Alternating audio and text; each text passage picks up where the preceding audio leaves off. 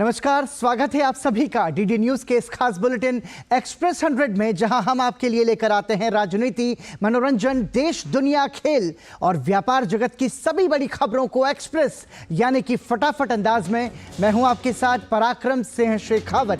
तो आइए शुरू करते हैं तेज रफ्तार से जुड़ी खबरों का कारवा। प्रधानमंत्री नरेंद्र मोदी ने वीडियो कॉन्फ्रेंसिंग के माध्यम से विकसित भारत संकल्प यात्रा के लाभार्थियों से संवाद किया। देश भर से विकसित भारत संकल्प यात्रा के हजारों लाभार्थी इस आयोजन में शामिल हुए। प्रधानमंत्री मोदी ने कहा कि पिछले 9 वर्षों में केंद्र सरकार की कल्याणकारी योजनाओं से करोड़ों लोगों का जीवन सुगम बना। प्रधानमंत्री ने कहा कि गांव हो या शहर, सभी जगह विकसित भारत संकल्प यात्रा को लेकर लोगों में उत्साह। प्रधानमंत्री ने कहा कि 2-3 दिन पहले ही विकसित भारत संकल्प यात्रा ने अपने 50 दिन पूरे किए। इतने कम समय में इस यात्रा के 11 करोड़ लोगों का जुड़ना अपने आप में अभूतपूर्व है। इस दौरान 2 करोड़ से ज्यादा गरीबों के स्वास्थ्य की जांच हुई। प्रधानमंत्री नरेंद्र मोदी ने कहा कि छोटे किसानों को मुसीबतों से बाहर निकालने के लिए सरकार निरंतर काम कर रही है। कृषि में सहकारिता को बढ़ावा देना इसी सोच का परिणाम। प्रधानमंत्री मोदी के साथ संवाद में देश के विभिन्न हिस्सों के लाभार्थियों ने अपने अनुभवों को साझा किया। उन्होंने योजनाओं का लाभ उठाने के लिए उनके प्रति आभार व्यक्त किया। प्रधानमंत्री ने इस बात पर खुशी व्यक्त की कि सरकार के प्रयासों का बहुत बड़ा लाभ करोड़ों माताओं बहनों को मिल रहा है। उन्होंने कहा कि आज महिलाएं खुद आगे आकर नए-नए कीर्तिमान स्थापित कर रही हैं।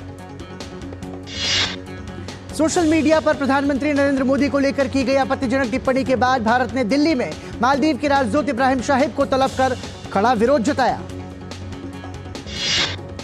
सरकार की ओर से कोई औपचारिक प्रतिक्रिया तो नहीं दी गई, लेकिन विदेश राज्य मंत्री मीनाक्षी लेखी ने इशारों में नसीहत जरूर दी। भारत ने साफ कर दिया है कि इस मामले में समाधान खोजने की जिम्मेदारी मालदीव की है। मालदीव सरकार के खिलाफ भारत के आम और खास लोगों में भी गुस्सा। फिल्म, खेल समेत क्षेत्रों में दिग्गजों ने भी कड़ी प्रतिक्रिया दी। कई लोगों ने मालदीव में अपनी छुट्टियां बिताने की योजना को रद्द किया। भारत के दिग्गज ट्रैवल कंपनी ईज माई ट्रिप ने भी मालदीव पर अपनी नाराजगी जाहिर करते हुए अपनी सभी फ्लाइट्स बुकिंग को कैंसिल कर दिया है। कंपनी की ओर से कहा गया कि मालदीव के सांसद की पोस्ट के मद्देनजर यह फैसला लिया गया।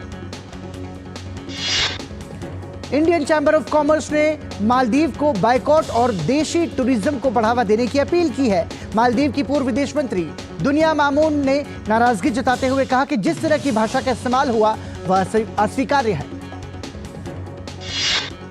केंद्रीय गृह और सहकारिता मंत्री अमित शाह ने दिल्ली में राष्ट्रीय PACS मेगा सम्मेलन का उद्घाटन किया।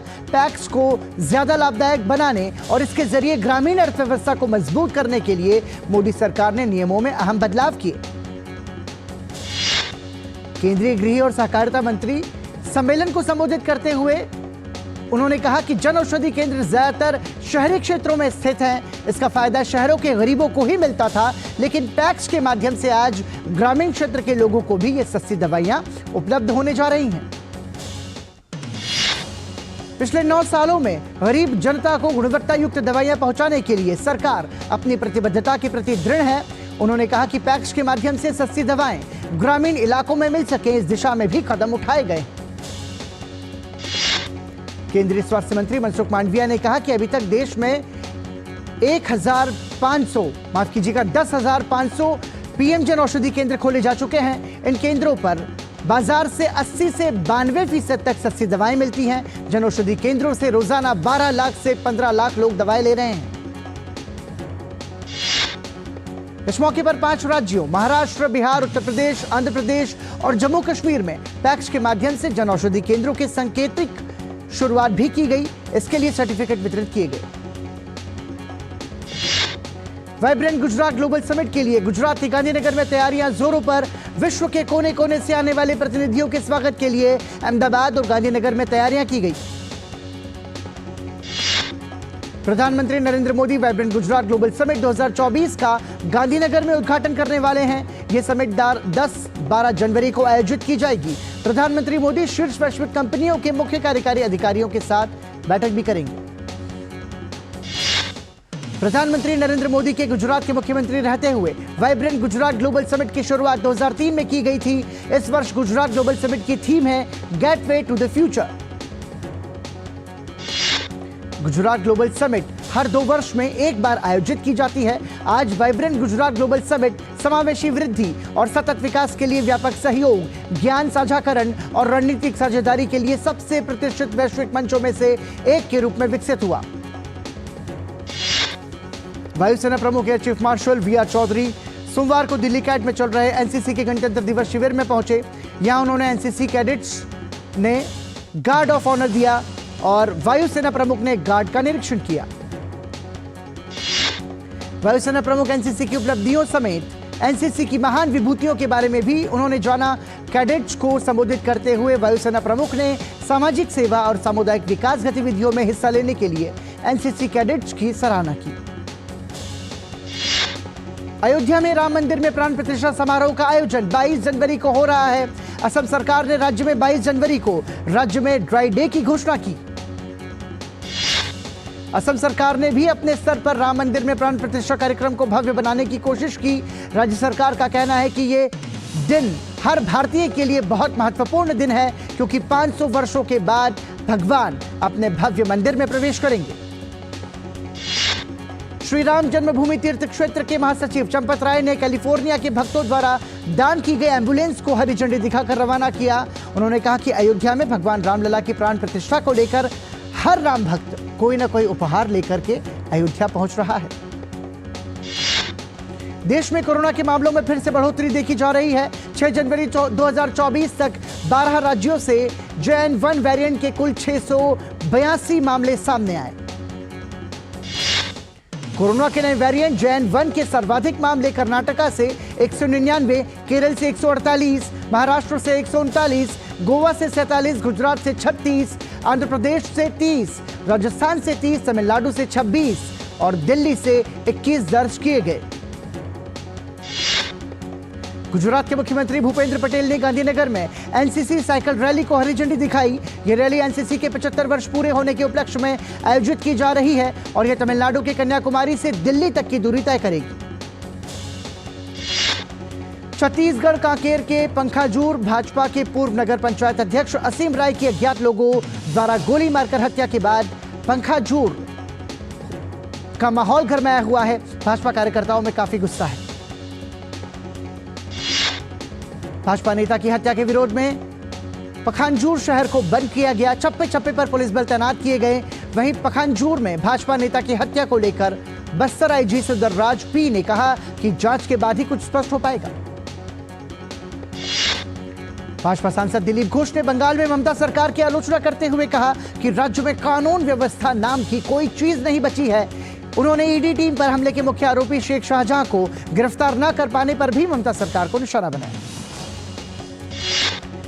दिल्ली एनसीआर समेत पूरे उत्तर भारत में शीतलहर और कोहरे का कहर जारी है। मौसम विभाग ने राष्ट्रीय राजधानी क्षेत्र दिल्ली, पंजाब, हरियाणा, उत्तर प्रदेश और बिहार के कुछ भागों में ठंड का ऑरेंज अलर्ट जारी किया।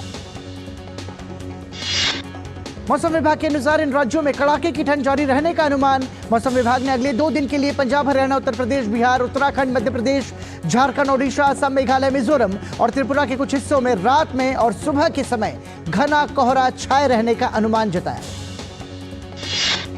भारत के कई हिस्सों में घने कोहरे के कारण दिल्ली से आने जाने वाली 20 से ज्यादा ट्रेनें प्रभावित। कोहरे के कारण लोगों को बड़ी परेशानियों का सामना भी करना पड़ रहा है।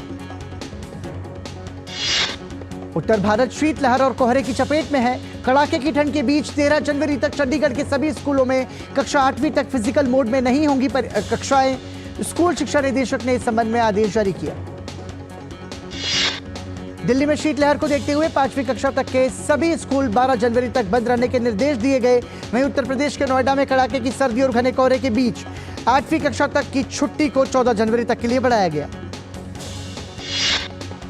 उत्तर प्रदेश में लखनऊ जिला प्रशासन ने शीतलहर के कारण 8वीं तक की सभी कक्षाएं 10 जनवरी तक बंद रहने की घोषणा की, जबकि 9वीं से 12वीं तक की कक्षाओं के लिए स्कूल सुबह 10 बजे से दोपहर 3 बजे तक खुले रहेंगे।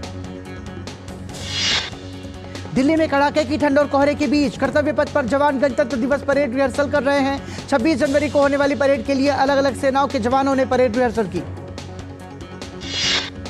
बंगाल की खाड़ी से उत्पन्न साइक्लोनिक सर्कुलेशन के कारण तमिलनाडु के उत्तरी तटीय क्षेत्रों के कई जिलों में भारी से बहुत भारी वर्षा होने की संभावना। डेल्टा जिलों और चेन्नई के बीच के क्षेत्रों में मध्यम से भारी बारिश हुई। सबसे भारी वर्षा पुदुचेरी और डेल्टा के बीच दर्ज की गई। नागपट्टिनम में मौसम विभाग ने 17 सेंटीमीटर तक वर्षा दर्ज की। तमिलनाडु, पुदुचेरी और कराईकल के तटीय जिलों में रुक रुक कर तूफान और बिजली गिरने के साथ हल्की से मध्यम बारिश जारी रहने का अनुमान। भारी बारिश की आशंका को लेकर तमिलनाडु, पुदुचेरी और कराईकल क्षेत्रों के तिरुवरुर, कुडालोर, वेल्लोर, रानीपेट, अरियालूर, कल्लाकुरिची और चेंगलपट्टू समेत 10 जिलों में जिला प्रशासन की घोषणा के बाद शैक्षणिक संस्थानों ने आज छुट्टी की घोषणा की। जम्मू कश्मीर के गुलमर्ग में सर्दियों के मौसम में पीक के दौरान इस बार बर्फबारी नहीं के बराबर दिखी। लोगों का कहना है कि पिछले 10 सालों से यहां बर्फ कम पड़ रही है। यहां करीब 10 से 15 फुट तक बर्फ होती थी। उत्तर प्रदेश के मेरठ जिलाधिकारी दीपक मीणा ने कहा कि ठंड बढ़ने के कारण एहतियात के तौर पर रैन बसेरे में कंबल की अतिरिक्त व्यवस्था, अलाव की व्यवस्था की गई। इसके अलावा 8वीं कक्षा तक के बच्चों की 14 जनवरी तक की छुट्टी की गई। दिल्ली में आम आदमी पार्टी के सांसद नारायण दास गुप्ता ने आगामी राज्यसभा चुनाव के लिए अपना नामांकन पत्र दाखिल किया। उत्तराखंड के मुख्यमंत्री पुष्कर सिंह धामी ने पेट्रोल पंप उत्तरकाशी से रामलीला मैदान तक रोड शो में भाग लिया। इस मौके पर भारी संख्या में लोग शामिल हुए। गुजरात के मुख्यमंत्री भूपेंद्र पटेल ने वाइब्रेंट गुजरात ग्लोबल समिट 2024 की तैयारियों के लिए समीक्षा के लिए गांधीनगर के महात्मा मंदिर कन्वेंशन सेंटर में एक समीक्षा बैठक की। इस दौरान राज्य के गृह मंत्री हर्ष संघवी भी मौजूद रहे। मध्य प्रदेश के पूर्व मुख्यमंत्री कमलनाथ ने मध्य प्रदेश विधानसभा के अध्यक्ष नरेंद्र सिंह तोमर की उपस्थिति में भोपाल में विधायक पद की शपथ ली। आंध्र प्रदेश में विजयवाड़ा के नगरपालिका कर्मचारियों ने उचित वेतन की मांग को लेकर कलेक्ट्रेट पर विरोध प्रदर्शन किया, जिसके बाद उन्हें पुलिस ने हिरासत में लिया। अयोध्या में जल्दी श्री राम मंदिर में प्राण प्रतिष्ठा कार्यक्रम होने वाला है। इससे पहले स्वच्छ अयोध्या के लिए अयोध्या नगर निगम द्वारा प्लॉग रन का आयोजन किया गया, जिसमें काफी संख्या में लोग शामिल हुए। छत्तीसगढ़ के उप मुख्यमंत्री अरुण साव ने कहा कि अयोध्या में 22 जनवरी को प्राण प्रतिष्ठा कार्यक्रम होना है। छत्तीसगढ़ भगवान राम का ननिहाल है। ऐसे में छत्तीसगढ़ के लोगों में अयोध्या जाने को लेकर बहुत उत्साह है और बड़ी संख्या में लोग अयोध्या जाने वाले हैं। प्रवर्तन निदेशालय ने हरियाणा के यमुनानगर में 4 दिनों की पूछताछ के बाद 5वें दिन इंडियन नेशनल लोक दल INLD के पूर्व विधायक दिलबाग सिंह और उनके करीबी सहयोगी कुलविंदर को गिरफ्तार कर लिया। अवैध खनन मामले में गिरफ्तारी की गई। ईडी की छापेमारी के दौरान उनके और सहयोगियों के ठिकानों पर 5 करोड़ कैश, कई करोड़ के गहने, 300 कारतूस, बड़ी मात्रा में विदेशी हथियार और 100 बोतल शराब बरामद हुई थी। श्रीनगर में लाल चौक घंटाघर से कुछ दूरी पर स्थित माइसुमा इलाके में करीब 350 साल पुराने आनंदेश्वर भैरवनाथ मंदिर में शनिवार को करीब 32 साल बाद पहली बार हवन भव्य पूजन किया गया। घाटी में आतंकवाद का दौर शुरू होने के बाद से यह मंदिर बंद था। ग्लोबल मार्केट के कमजोर रुख के कारण सप्ताह का पहला कारोबारी दिन लाल निशान पर बंद। सेंसेक्स 671 अंक लुढ़ककर 71,355 के अंक पर बंद। मेटल और IT शेयरों में बिकवाली का प्रभाव भी स्थानीय बाजार पर देखने को मिला। निफ्टी 198 अंक गिरावट के साथ 21,513 के अंक पर बंद हुआ। लग्जरी कार विनिर्माता मर्सिडीज बेंज नए उत्पाद पेश करने, विनिर्माण, परिचालन और डिजिटलीकरण पर इस साल 200 करोड़ रुपए का निवेश करने का फैसला कर रहा है। कंपनी ने एक बयान में कहा कि उसने पिछले साल भारत में रिकॉर्ड 17,408 गाड़ियां बेची। Oil and natural gas corporation ने बंगाल की खाड़ी में स्थित कृष्णा गोदावरी बेसिन में अपनी बहुप्रतीक्षित प्रमुख गहरे समुद्र परियोजना से तेल उत्पादन शुरू कर दिया। अडानी समूह की कंपनी ACC ने एशिया कंक्रीट एंड सीमेंट्स में 55% हिस्सेदारी को मौजूदा प्रवर्तकों से खरीद लिया है। ACC ने यह सौदा 775 करोड़ रुपए के उद्यम मूल्य पर किया। नागर विमानन महानिदेशालय ने कहा कि बोइंग 737 मैक्स विमान निरीक्षण के बाद उड़ान भरने के लिए उपयुक्त पाए गए। दरअसल अलास्का एयरलाइंस में उड़ान के दौरान खिड़की टूटने की घटना के बाद मंत्रालय ने बोइंग विमानों की जांच का निर्णय लिया था। प्रधानमंत्री नरेंद्र मोदी के केंद्र शासित प्रदेश लक्षद्वीप जाने के बाद यात्रा संबंधी सेवाएं देने वाले मंच मेक माई ट्रिप की साइट पर लक्षद्वीप को सर्च करने वाले लोगों में 3400% की बढ़ोतरी दर्ज। भारतीय स्टेट बैंक द्वारा जारी एक शोध रिपोर्ट में कहा गया कि देश में महामारी के बाद अर्थव्यवस्था के आकार के पुनरुद्धार के बारे में किए जाने वाले दावे दोषपूर्ण, पूर्वाग्रह से ग्रसित और मनगढ़ंत हैं। केंद्र सरकार 2047 तक नदी क्रूज पर्यटन और हरित जहाजों के विकास पर 60,000 करोड़ रुपए का निवेश करेगी। परिवहन और जलमार्ग मंत्री सर्बानंद सोनोवाल ने कहा, कोलकाता में आयोजित पहली अंतर्देशीय जलमार्ग विकास परिषद के बैठक के दौरान ये बात कही। अंतर्देशीय जलमार्ग विकास परिषद बैठक की अध्यक्षता करते हुए सर्बानंद सोनोवाल ने कहा कि सरकार 2047 तक यात्री क्षमता को 2 लाख से बढ़ाकर 15 लाख करने की लक्ष्य पर काम कर रही है। केंद्र ने क्रूज पर्यटन को बढ़ावा देने के लिए 45,000 करोड़ निवेश करने का फैसला किया। वाणिज्यिक वाहन निर्माता कंपनी अशोक लेलैंड ने साल 2023 में कुल 1,98,113 वाहन बेचे। कंपनी द्वारा जारी एक बयान में कहा गया कि यह रिकॉर्ड उपलब्धि कंपनी के उत्पादों के स्तर और मजबूत बाजार उपस्थिति को दर्शाती है। CRISIL market intelligence and analytics द्वारा जारी एक रिपोर्ट में कहा गया कि दिसंबर में प्याज और टमाटर की कीमतों में गिरावट के बाद शाकाहारी भोजन की थाली में 3% और मांसाहारी थाली की कीमत में 5% की गिरावट दर्ज की गई। Hyundai मोटर इंडिया लिमिटेड ने तमिलनाडु में हाइड्रोजन संसाधन केंद्र स्थापित करने के लिए 6,180 करोड़ रुपए निवेश करने का फैसला किया। तमिलनाडु वैश्विक निवेशक सम्मेलन 2024 के दौरान कंपनी और राज्य सरकार के बीच एक ज्ञापन समझौता पर हस्ताक्षर किए गए। टाटा इलेक्ट्रॉनिक्स ने अगले 10 साल में तमिलनाडु में 12,082 करोड़ रुपयों का निवेश करने का फैसला किया।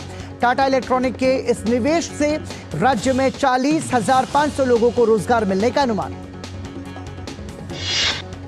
वर्ष 2023 के दौरान देश में वाहनों की खुदरा बिक्री में 11% की बढ़ोतरी दर्ज। देश भर के 1,442 क्षेत्रीय परिवहन कार्यालयों में से 1,355 से वाहन बिक्री का आंकड़ा इकट्ठा करने के बाद वाहन डीलर्स की संगठन फाडा ने एक रिपोर्ट में यह जानकारी दी।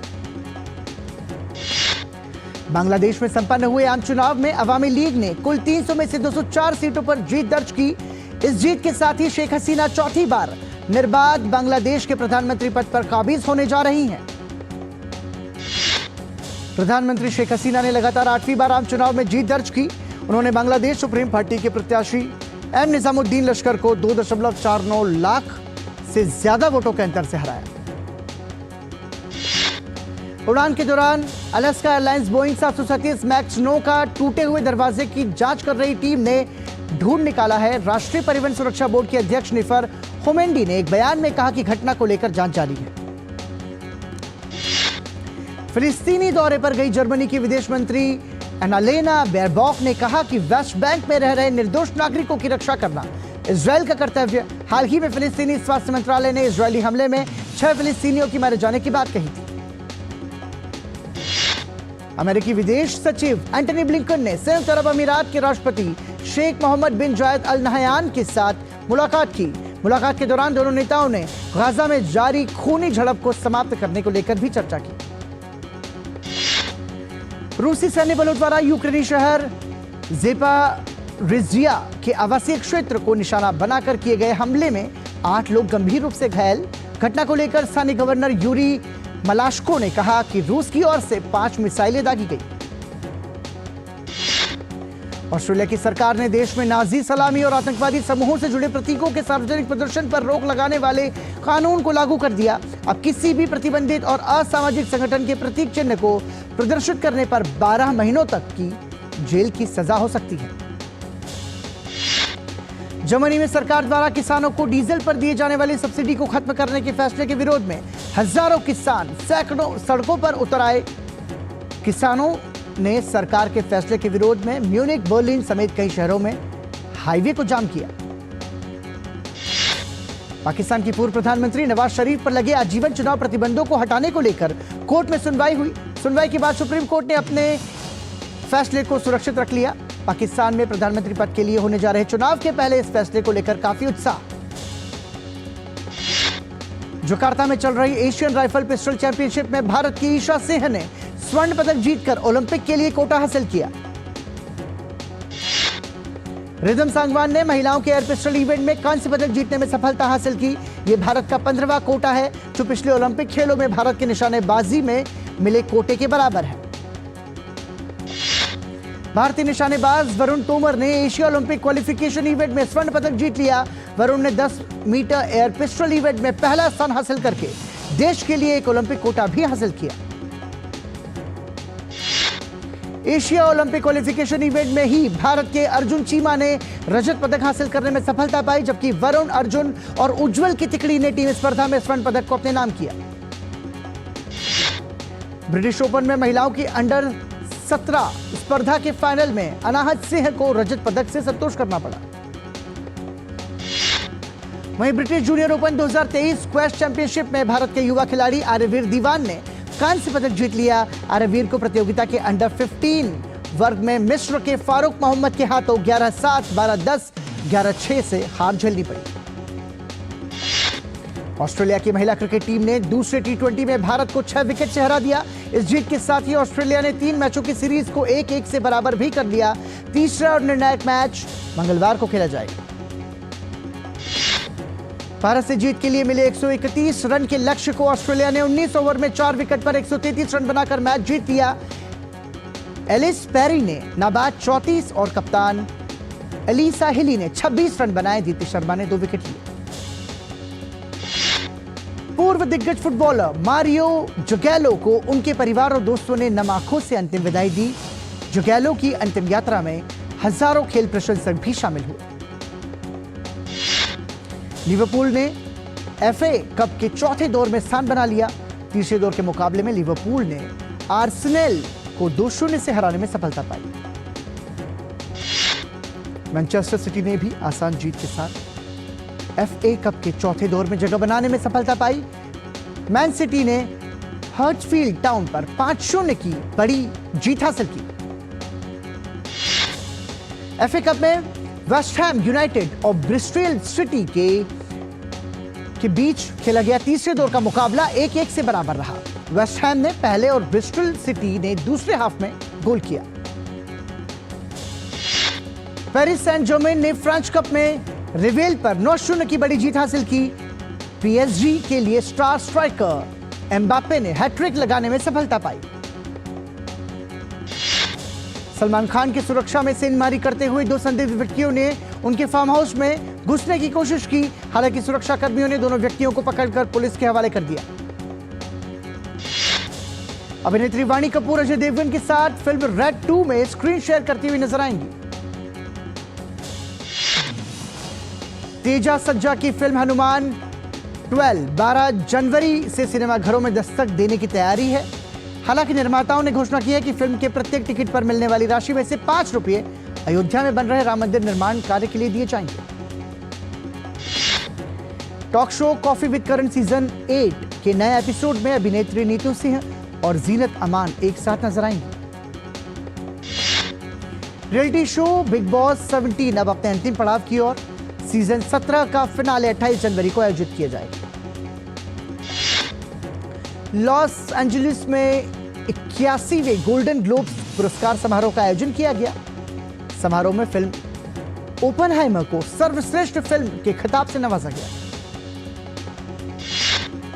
गोल्डन ग्लोब पुरस्कार समारोह के 81वें संस्करण में रॉबर्ट डाउनी जूनियर को सर्वश्रेष्ठ सहायक अभिनेता के खिताब से सम्मानित किया गया। दक्षिण भारतीय फिल्मों के मशहूर अभिनेता महेश बाबू की बहुप्रतीक्षित फिल्म गुंटूर करम का ट्रेलर जारी कर दिया गया। रिलीजिंग के महज 24 घंटे के अंदर YouTube पर ट्रेलर को लगभग 3 करोड़ लोग देख चुके हैं।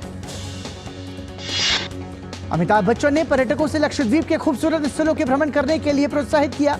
एक पोस्ट में अमिताभ ने लिखा कि मैं कई बार दोनों जगहों पर गया हूं, वहां के नजारे वाकई अद्भुत हैं।